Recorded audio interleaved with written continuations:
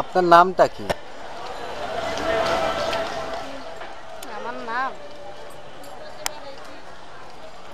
আমার নাম আনোয়ারা।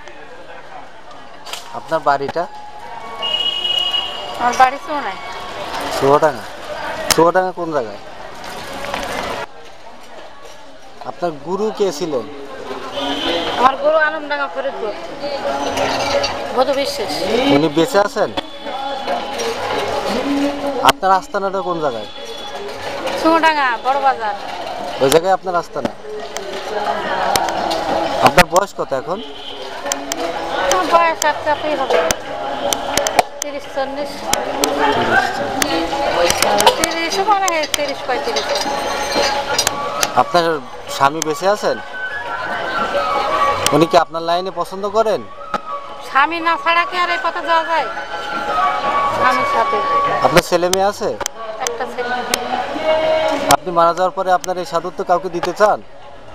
না, আমি কাঁদ দেবো। তারপরে আমার অসম্ভব আমার ভক্ত থাকলে নেবে।